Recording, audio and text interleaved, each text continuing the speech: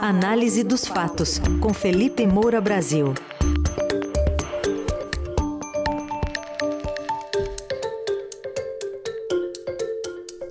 Hoje uma análise sobre o populismo do nós contra eles, nesse momento de transição política que estamos vivendo, e também de bolhas, né, em que as pessoas, algumas, vivem. Oi, Felipe, bom dia. Salve, salve, Raizen, Carol, equipe da Eldorado FM, melhores ouvintes, sempre um prazer falar com vocês. Prazer, Felipe. Quero dar bom dia para você com uma frase de Don Corleone, do Poderoso Chefão 3, que trava lá ensinando o Andy Garcia, né, a como lidar com os inimigos. Vamos lá. Never hate your enemies. It affects your judgment. Nunca odeie seus inimigos, isso atrapalha o seu raciocínio. O que isso tudo tem a ver com fanatismo político, Felipe? Pois é, Carol, essa frase eu citei no meu artigo que está publicado hoje no Estadão. O título é Nunca Odeie Populistas, em que eu faço justamente uma adaptação dessa declaração de Michael Corleone, interpretado no cinema por Al Pacino em O Poderoso Chefão, parte 3. Estou até aqui abrindo novamente o meu artigo, que fala sobre a formação dessas bolhas nas redes sociais e sobre o ódio decorrente delas, né? Então, começo lá dizendo que quem assume o lado de uma patota contra a outra, seja uma patota política, ideológica, religiosa, vai perdendo aquela capacidade de distinguir os fatos de cada episódio específico, e aquelas narrativas genéricas, geralmente simplistas, reducionistas, sobre múltiplos episódios que são usados para eximir seu lado de responsabilidade e lançar todas elas sobre terceiros. Então, até para citar um exemplo, que já que você fala muito em decisão judicial contra um candidato, etc., às vezes eu vejo pessoas falando assim, mas houve 30 decisões contrárias a um candidato, etc. A pessoa geralmente não analisou nenhuma. Porque para você saber exatamente o que aconteceu em cada caso específico, você precisa descer aqueles fatos.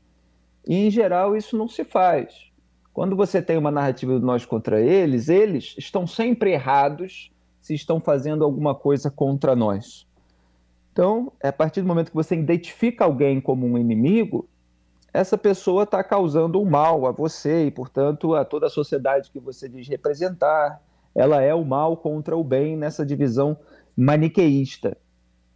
E eu vejo, aliás, muita gente comentando decisões judiciais na internet que jamais leu. A primeira coisa para você poder comentar alguma coisa nesse sentido é você pegar a decisão original. E, no entanto, vai se criando narrativas sobre múltiplas decisões, sendo que a pessoa, em geral, nunca pegou sequer o documento original de uma só. Então, assim, a propaganda populista desse nós contra eles, ela vai eliminando as nuances do mundo real e radicalizando as pessoas em torno do ódio a esses alegados inimigos. E aí você tem esse agravante contemporâneo, que as pessoas passam a viver nessas bolhas de redes sociais, repletas de propagandistas da guerra tribal, fazendo fortunas como mercadores da dúvida e do caos. O que eu quero dizer com isso? Quando você se informa, entre aspas, porque muitas vezes é desinformar-se, só pelo Telegram, WhatsApp, Twitter, Instagram, Facebook, cada rede social, né, tem um algoritmo, ou o WhatsApp você acaba recebendo, né, das mesmas pessoas sempre, e aí você fica vendo simplesmente aquelas pessoas que trazem aquele viés de confirmação, né, como se diz na expressão clássica, para aquilo que você já pensa. E você não vê nada que contesta aquilo que você pensa. Então elas vão seguindo as pessoas daquela mesma patotinha política, daquela mesma patotinha ideológica, daquela mesma patotinha religiosa, e todas, no fundo, estão falando as mesmas coisas. Muitas vezes sem que nenhuma delas tenha analisado qualquer coisa.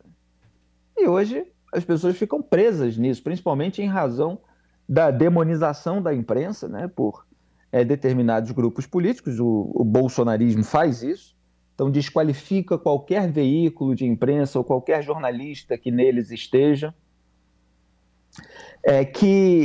justamente para se tornar a fonte oficial daquela informação que seria a legítima. Às vezes você vê muitas pessoas acreditando nessas fontes que nem sequer conhece, em vez de ouvir uma pessoa da própria família que está lá trazendo uma informação verdadeira, pessoas que elas mesmas conhecem e que atuam no mercado da comunicação. Elas preferem acreditar naquela mensagem disparada para 100, 200, às vezes milhares de pessoas por WhatsApp, sem que haja qualquer assinatura, inclusive, sem que haja qualquer pessoa capaz de responder judicialmente sobre aquilo que está dizendo, né? Porque quando você tem um veículo de comunicação, ele responde, pode ser processado pelas pessoas atingidas por uma eventual matéria. E essas fake news muitas vezes se espalham dessa maneira, anônima, apócrifa.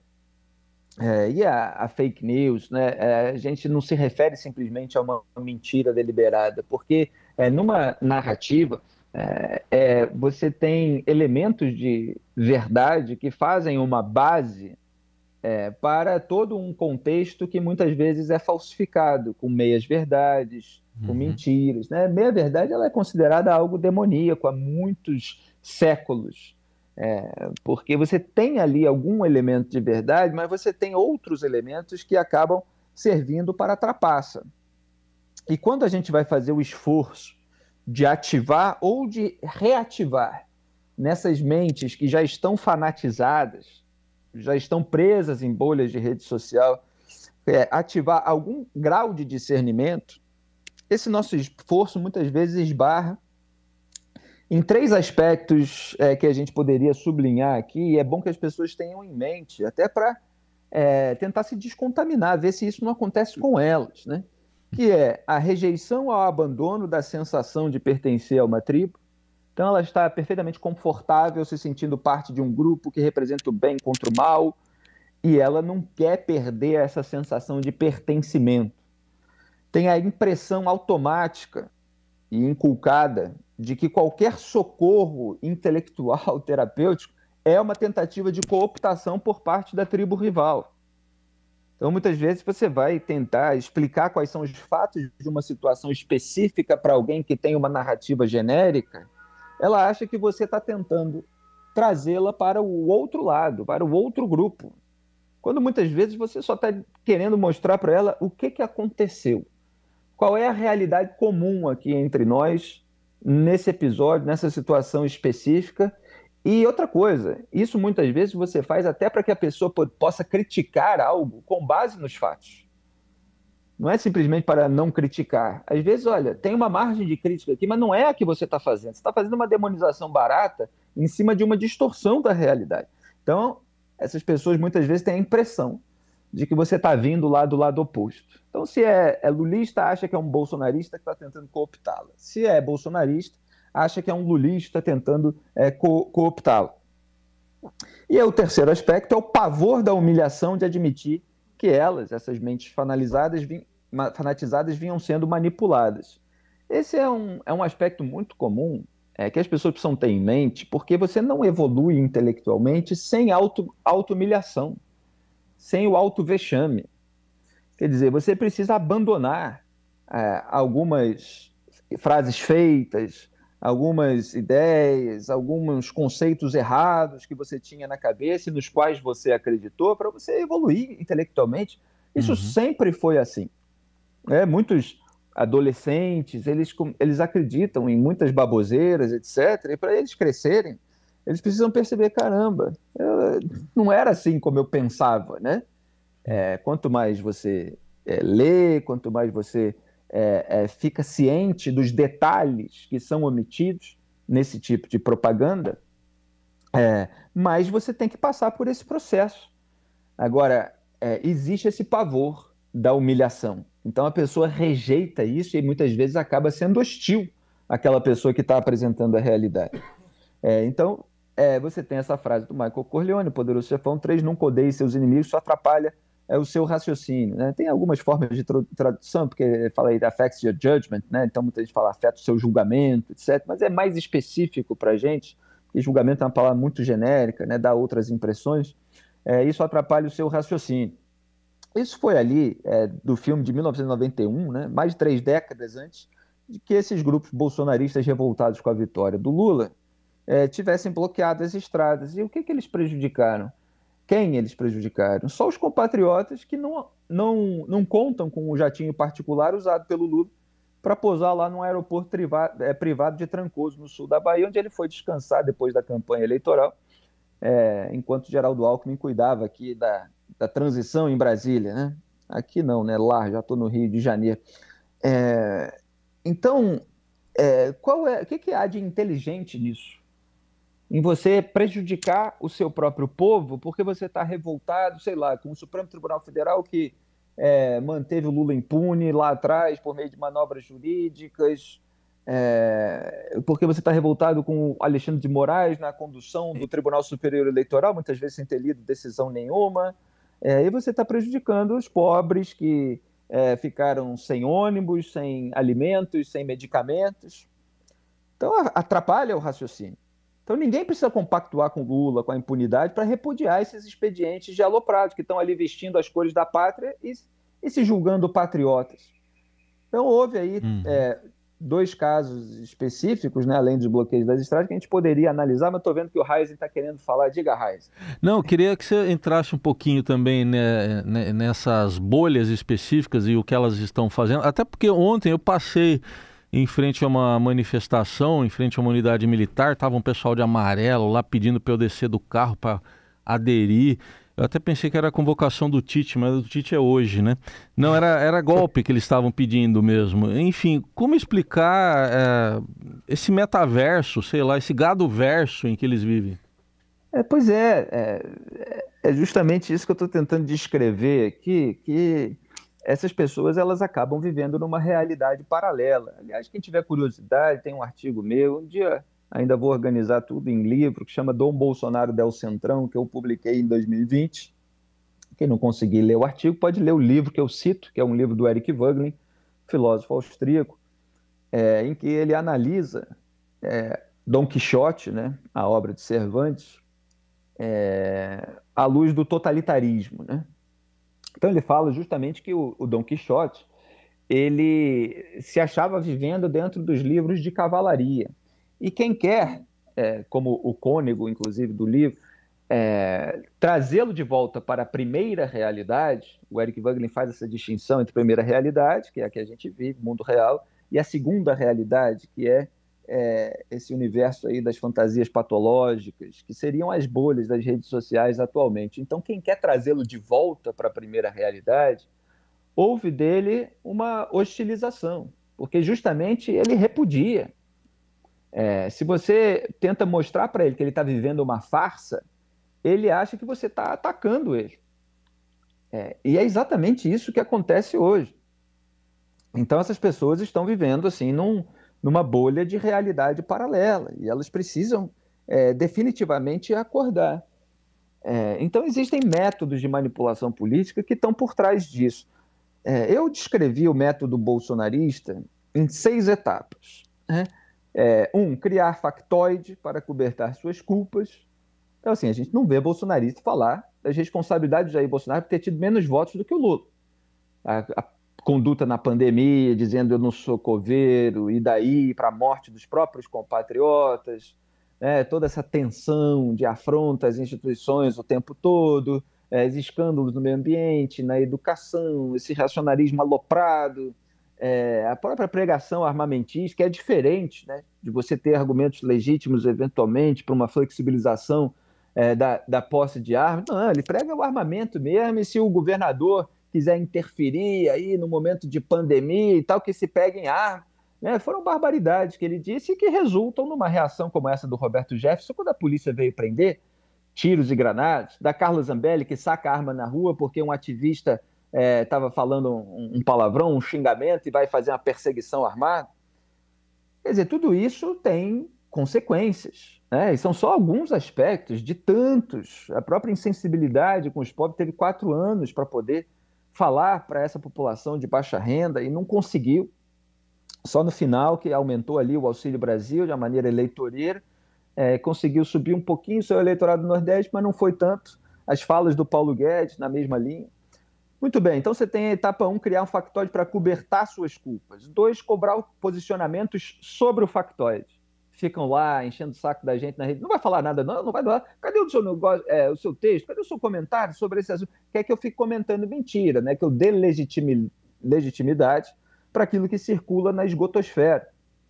Eu e muitos outros jornalistas, evidentemente, qualquer pessoa que tenha algum tipo de influência.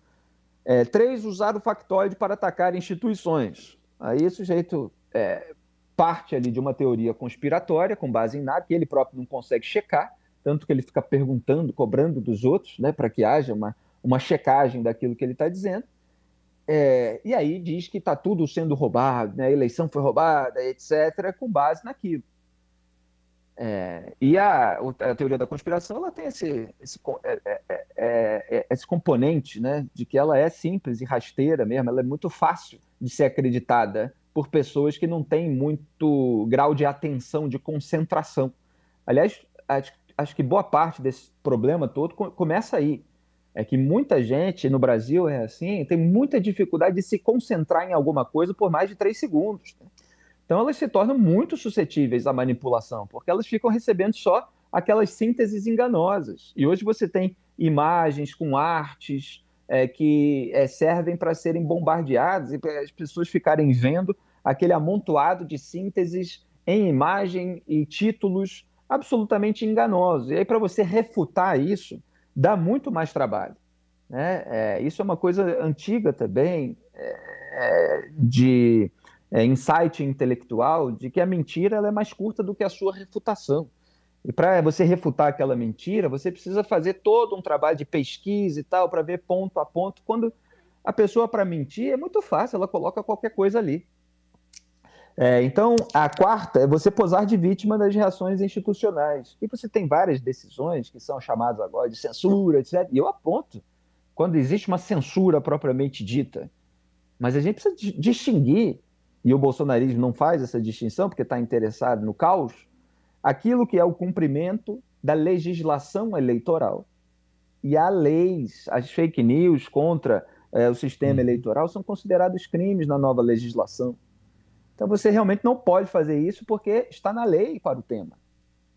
E aí tudo que é uma reação contra isso, o sujeito grita censura, e aí posa de vítima daquela reação institucional baseada na lei, né, e feita por uma decisão que ele não leu, e que se cita a lei que ele desconhece. 5, defender a liberdade de criar factoides. Essa é a liberdade que estão defendendo. Assim como o Bolsonaro defendia a liberdade e tal, quando você tem um monte de militantes que estão incorrendo em crime contra a honra, que estão incorrendo em incitação ao crime, que estão incorrendo em ameaça de violência física, ameaça de morte. Vários foram presos, inclusive, por pedido da Procuradoria-Geral da República, não do próprio Moraes. Essa é outra coisa que é omitida, que é qual é a ordem aí dos pedidos, muitas vezes parte da própria PGR, eles ignoram tudo para defender uma liberdade genérica, que é um conceito distorcido. E 6, mobilizar massas de manobra nessa defesa. Aí depois, claro, eles xingam quem descreve esse método, como eu faço, hostilizam a imprensa por não reconhecer a legitimidade. Então, como eu terminei ali o artigo hoje, eu reconheço a criatividade do bolsonarismo na briga permanente com a realidade. Mas, como a vigilância sobre o governo Lula precisará ser mais inteligente que o choro dos derrotados, eu adapto a lição do Corleone. Nunca odeie populistas. Odiar um deles torna você mais suscetível à manipulação e à estupidez do outro.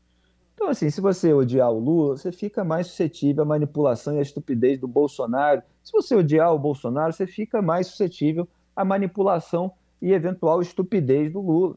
É que nesse momento ele ganhou, está deixando o Bolsonaro ficar chorando e tal, então você não tem essa estupidez. Mas se teve ao longo da campanha, nas redes sociais, André Janones, por exemplo, espalhou fake news também, até defendeu a pregação de fake news para rebater os adversários, aí começa, né, aquela alegação, o que é a reação e o que é a ação propriamente dita.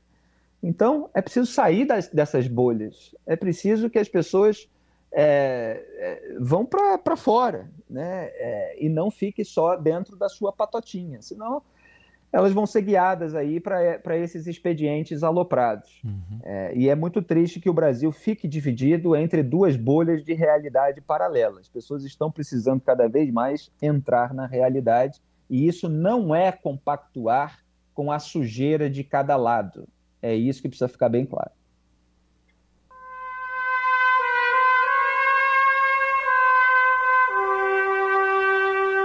Tudo bem, o comentário de hoje, Entendendo as Bolhas, foi com essa trilha de fundo aí, para a gente tentar entender um pouco mais o que passa pela cabeça das pessoas, com a ajuda do Felipe Moura Brasil. A coluna daqui a pouquinho vai estar no radioeldorado.com.br e também nas plataformas de áudio.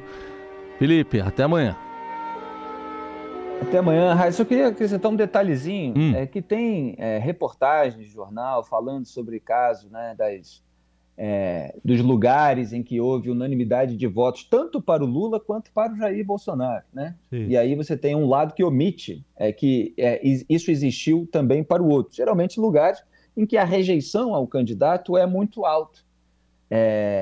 Aconteceu com o Bolsonaro, por exemplo, em aldeias indígenas, etc. Mas há outros casos também.